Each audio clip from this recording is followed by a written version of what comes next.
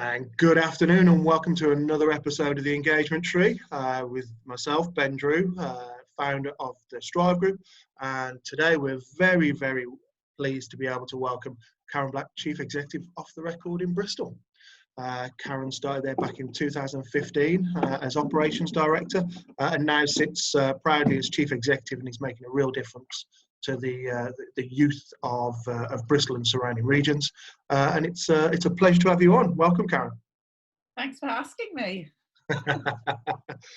So, I mean, as we always like to do here at the Engagement Tree, is to find out a little bit about you and a little bit about who you're working for. Lots of people will probably have heard of Off the Record across the country, but specifically Off the Record in Bristol, which is where you are. Can you give everybody a bit of an overview of what you guys do and what you guys are doing down there?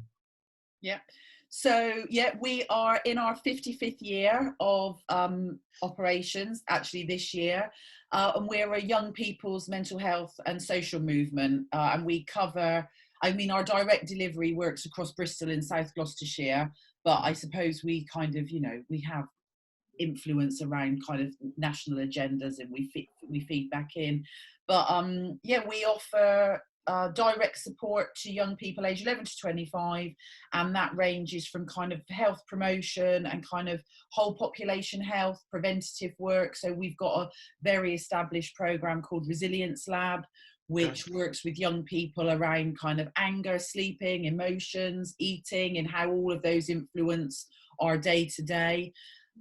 We kind of work, and we've got treatment and structured work in the middle. So we offer one-to-one and we offer group work. And one of those new groups that we offer is a group that we're really proud of called Shameless, which is all thinking about body image and self-esteem and what influences, what are the influences that make us feel like that. And then we've got work that sits kind of more into secondary mental health services. So we work with both local adult and children's kind of statutory services with AWP. So we've got workers embedded in AMS and CAMS, and then around the edges of all of that we've got kind of I suppose targeted work. So we do work with LGBT plus young people, we work in the BAME community, and we have a number of community projects which are kind of reaching young people who are asylum seekers, etc. So big spectrum of work, really. It's an incredibly vast array of services and much needed support. So I suppose the crux of it, how has this pandemic affected the service? I mean, it's affected it in lots of different ways. I mean, the first thing to say is that the staff and volunteers at Off the Record have been amazing. They've all kind of mobilised themselves to kind of, when we've been able, most of our staff work from home, and volunteers are able to work from home, apart from some that are in those front-facing services. And I suppose it's just affected different services in different ways. So we do a lot of work around young people engagement, and young people kind of are really important in driving the direction and the choice that they're offered at Off the Record. But I suppose, I mean, there's some obvious things we've done. So our one-to-one therapy, for example, that's just moved online. So you can either do it like this, like we're doing now, or you can have telephone. And we reckon about 60% of young people have chosen to continue to engage. And about the other 40% have said, no, it's fine, we'll wait until we can come and sit in a room with you. We've this week actually we've opened up all 3 of our group work programs again, and we had 20 young people join into those, which is incredible, because actually it's quite difficult to engage young people. They don't know us, so we've got different populations of young people in terms of ones that know us, ones that don't, and then I suppose there's that bigger piece of work that we're trying to do. So if you get a chance to look at our socials, for example, we're doing lots of stuff around kind of just keeping ourselves well at the moment, and it's not all about mental health. It's we're trying to just adapt to things that people might want to engage with, things that might make you smile and things that might make you feel good, and then other things that are a bit more sensible. So we've had one of our practitioners, Tracy, has been doing daily mindfulness. But we've also got another practitioner called Massimo, who is Italian, and he's done 3 Italian really short YouTube videos about like really basic Italian. So trying to think about kind of strengths and different things that you can dip in and out of. We've done Instagram lives where we've had people showing off their pets and things like that. So there's a real offer, a real variety of kind of, we're publishing like a weekly program so that we're bringing in all the skills across the organisation, but we're also taking feedback from young people as well. And I saw, to be honest, on that, I saw a good post of yours. One of your key workers who was providing a get fit session, so it's a bit of a PT session. Really engaging, yeah. Really, really good. What I'll do is I'll make sure for everyone that's watching, make sure that all of the links to your social media are included within the description, so that anyone can access and see all the great work that you're doing. Yeah, that'd be great. That'd be great. Okay, and I've made myself a few questions. I think you spoke on that about what new provisions have you put in place, and I think that the transition from face-to-face to a digital platform is key, and a lot of people do, but the scale at which you're doing it is very impressive. Are there any provisions in particular that you're quite pleased about that have worked, and how proud are you of your fantastic team that are continuing working through this? Oh my God, I mean, it doesn't take me much to get emotional at the best of times, but at the moment it's kind of, you know, it comes out at the most unexpected times, and most of it is because, you know, we're very, very lucky. We've got a healthy workforce for one, but everyone's just been incredible, like really adapted and really, you know, I think what is demonstrated to me is it's been really important, and it is really important that we understand why Off the Record exists, because we know what our purpose is. It means that in times like this, which none of us have experienced before, and we're not in the same room and we're not having those conversations, people have gone away, and everything that they're thinking about and the solutions and the opportunities and stuff that they're coming up with are all in line with what our mission is, which is about creating space and choices and opportunity for young people. But to go back to your question, which is about kind of the stuff that we're proud of, I suppose there's 2 things that are new, that are really new, that have come from this, which are kind of, you know, so far so good, is we've got connections with social care, and we kind of said to them, where are the gaps? What is it that we can do? Because being a voluntary sector organisation, one of the luxuries that we have is to be able to be flexible, and bend and test things. And we can do that fairly quickly.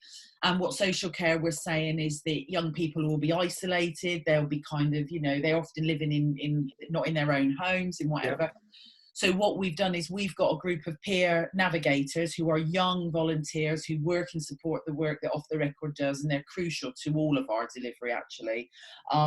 But we've trained them up to be mentors, mentees, befriending. It's that kind of service. And we've put a specific shout out to some of our partners. So it hasn't been a kind of public one. It's been very targeted, so that young people can come and just be matched with somebody. And it's not about mental health provision. It's about connecting and connecting with someone who you may have something in common with, or you can just have a catch up with, or make a commitment to. I'm going to do that this week or whatever. So we've done that, and we've had some interest for that. I mean, it's not a huge provision, but we've had uptake for it. And the other thing, just supportive provision, having somebody there, regardless of what it's for, just having somebody there is, at this current time, is essential. And they're young people as well, so it's very peer-to-peer. It's not about professional. There's no kind of power dynamic going on. It's very very peer-led. And the other thing that is really exciting and slightly ridiculous, and ended up creating me more work, but you know, that's part of the job, is that we've got one of our projects is about it's called the Community Partnerships Project, and we've just got some funding for that, and it's just in its really early phases of starting. And it's the premise of the project overall is about connecting young people with things that they're interested in, but in a not traditional mental health setting. So we've got sports, which is where Tom, who did the class that you referred to, is. So he leads on our sports work. We've got Martha, who does loads around creative stuff, and Tim leads on our nature work. So we've got an allotment and all the rest of it. So when we went into lockdown, Tim had this idea to create 200 seed packs that could be distributed across the local community by people on bikes who were using their exercise time. So it was volunteer based. Okay. And we created these packs that were for gardens or for windowsills or for a small garden. And we put that online on the Wednesday evening, not really knowing how interested people would be. And within 12 hours, we had almost 1,000 people sign up for it. Really?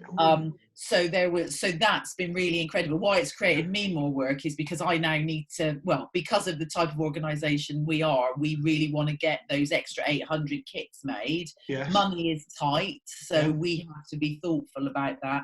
So we're working with some kind of local funders to try and generate a bit of revenue so that we can create those extra ones. But yeah, so that was really exciting. It was really interesting that we got such a response to something that was so community based. And the idea is that they'll grow stuff, and there'll be a Facebook page, and there's an opportunity to link in once a week to think about nature and well-being and outdoors and all of those kinds of things. Okay, so any corporate organisation that would love to get involved, how's your opportunity? Fantastic. Put your logo on it. That's it. But it's these types of opportunities that big business do enjoy getting involved in, because it makes a real difference at grassroots level in communities. And if big businesses can support local communities, it repays them sevenfold. It will be that in employees, be that in customer loyalty, various different ways. They know that the benefit that they get back will be worthwhile, but also as a large organisation, they're supporting those communities that really need that help, which I think is integral. So anybody, either get in touch with Karen directly, or by all means give me a call, and I'll pass your details on. So you're doing all this great work out there in the community at the moment, and I think all of us parents are seeing the challenge of homeschooling, which, rightly or wrongly, is hit and miss. And it's hit and miss in our household. I'm not going to lie. We have some fantastic days of homeschooling, and then we have some other days where it just doesn't work out quite well. But I suppose that's very much like school. But how are you seeing this pandemic affect the lives of the young people in and around Bristol? I suppose we're seeing it's showing up differently for different people, and it's telling us different things about different communities.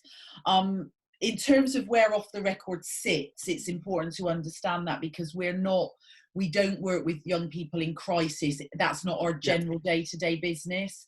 So what we're seeing is a lot of young people who originally were presenting to us for kind of low to moderate level anxiety, perhaps, some self-harming and things like that. We're seeing a reduction in some of that in some of our services. And some young people are saying that they kind of, not that they don't need us at the moment, but they don't need us in the way that they originally felt that they did.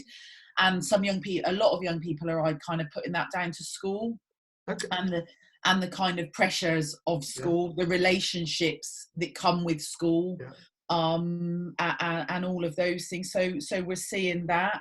Do you think is that peer-to-peer relationships, or the pressure of school, or is it more? I think probably all of it. Okay. All of it. I would say school culture, the relationships, bullying, the pressure, the physical side of school, the academic side of school. This would traditionally be a very busy time for us at the moment, because we're heading into exam season.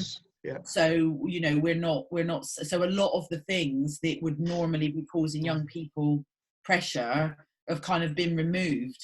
you know, they've been removed, so therefore, you know, the kind of pressures are gone.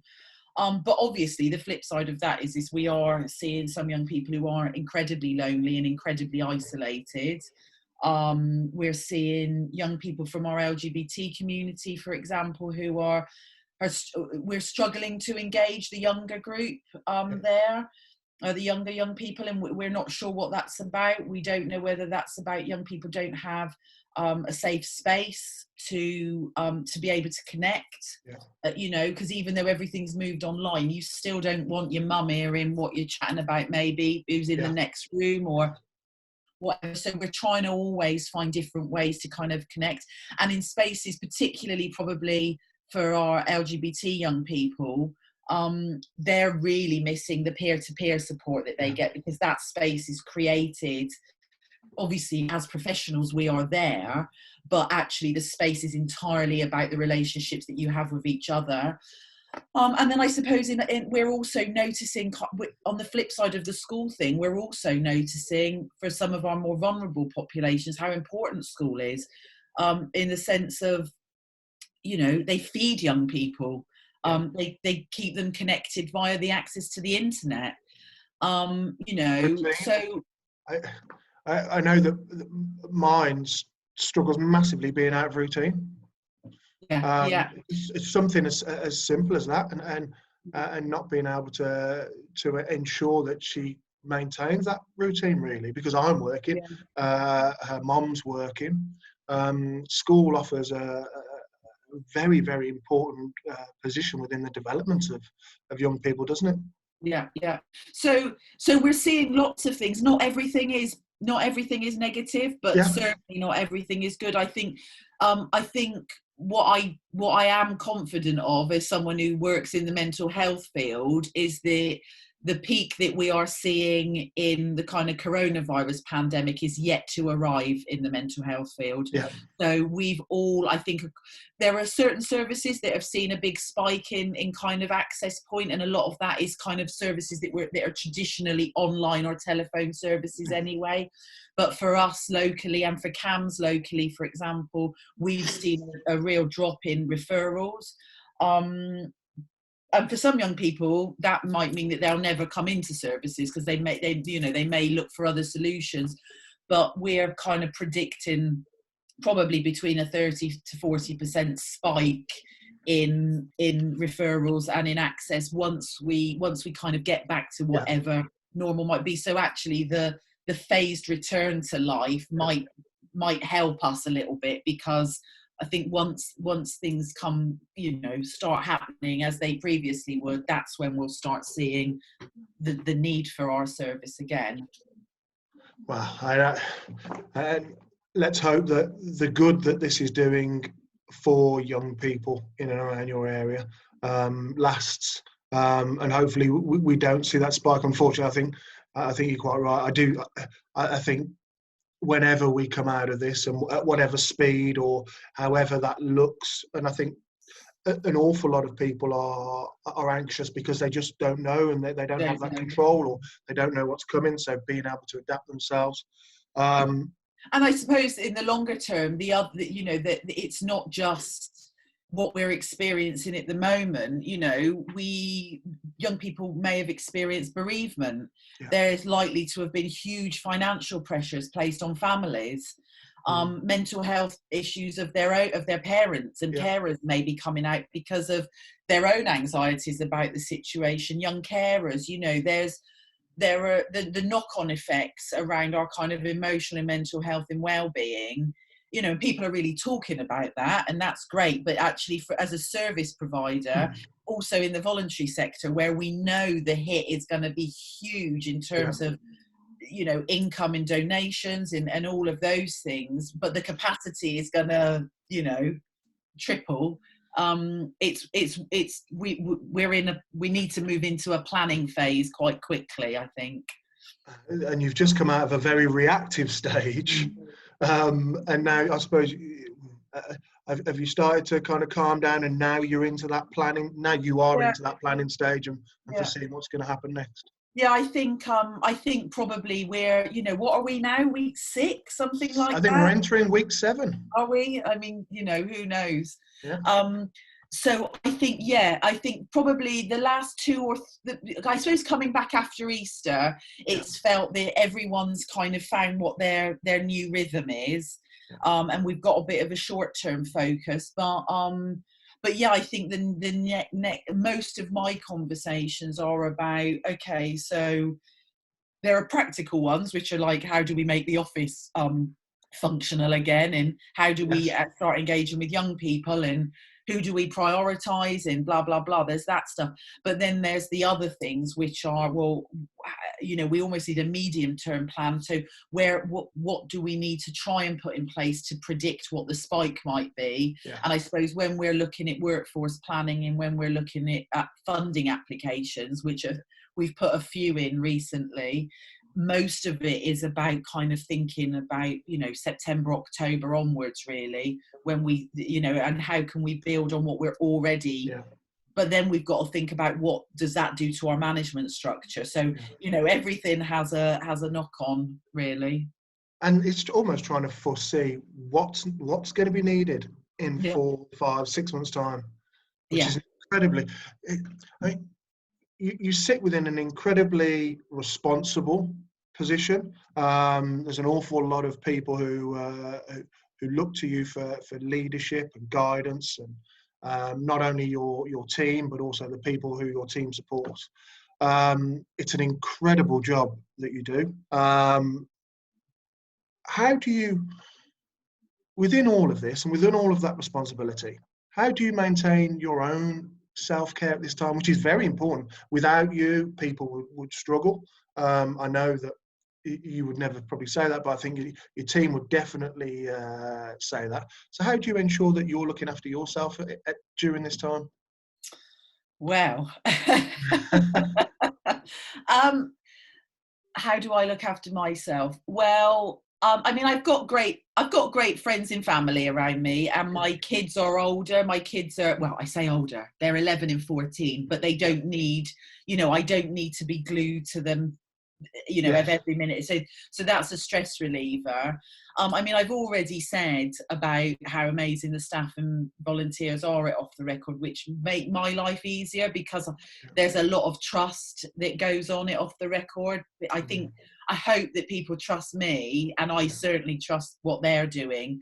So in terms of kind of some self-care there, that's it. But I mean, on a personal level, I know, you know, there is nothing other than Zoom quizzes, and I will share that I watched, you know, I spent my whole day watching an entire series on BBC iPlayer yesterday, and I did nothing else other than a quiz actually in the middle of that. So I think the important thing is, and I am very open to sharing how I feel generally, not just at the moment. It's definitely helpful as a leader to be very open. I'm finding that it's definitely a strength at the moment. Whereas I'm in some situations and I think, Karen, just shut up. But at the moment, I think it works because some days are better than others. A couple of weeks ago, I got up on a Monday morning, and transitioning from my house being my house that's a personal space to having to then get onto the phone and be thinking about who's doing what and what needs to be done and what do I need to do. I just couldn't make that transition on this particular Monday. It must have been about 3 weeks ago. And it set me up for the whole week. The whole week was a total disaster. I mean, I got through it, and you know, it was fine. But my mood, and my kids probably wouldn't say the same. So from now, like, so for the last 2 or 3 Mondays since then, it's like I don't book anything in on a Monday morning. I get up, I just kind of get myself ready for the week almost. I might check a few emails. So I think it's allowing yourself to recognize what it is, because this is not normal. We are not, we're calling it the new normal, but this is anything but normal. Sitting in my house for 7 days a week is not normal. So I think it's really important to recognize that, and then make those adjustments, and make sure that other people know that, you know, none of us are unique in this situation. We're all just trying to figure it out, really. And certainly from the way that the way that I've been interacting with people, and I think people are a lot more open to that. And I don't want to use the word forgiving, but we're operating in our homes now. If I happen to be attacked by my dog, or my daughter strolls around the back of the screen, it's all acceptable at the moment. And I think people understand that. And I get the transition from your place of relaxing to your place of work is very, very, I find it incredibly difficult. Working from home has never been my chosen location, because I like to relax when I'm at home. But we do what we can, and you're quite right, it's not normal, but hopefully we'll be back to somewhere towards normal. And I think it's just about recognizing that, really, and that's all I'm doing. You know, and from very early on, I also am very aware of how my own anxiety manifests. So in the very early days, which feels like a lifetime ago, you know, I would watch the daily briefing, for example, so that I knew what my interpretation of that was, not what the Sun's interpretation or Piers Morgan's interpretation of it was.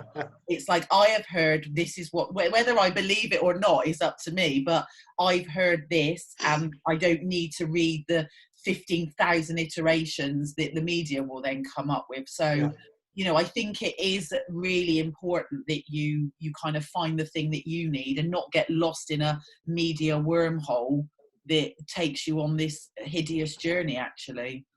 And I think that is one of the most dangerous things, isn't it? Getting caught up in potentially what might happen, or potentially someone's thoughts or opinions.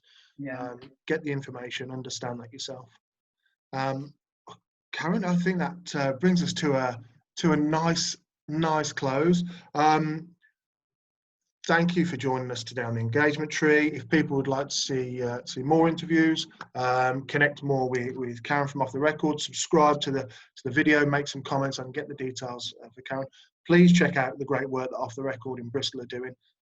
Some fantastic support and services and solutions that they're providing to the young men and women of Bristol.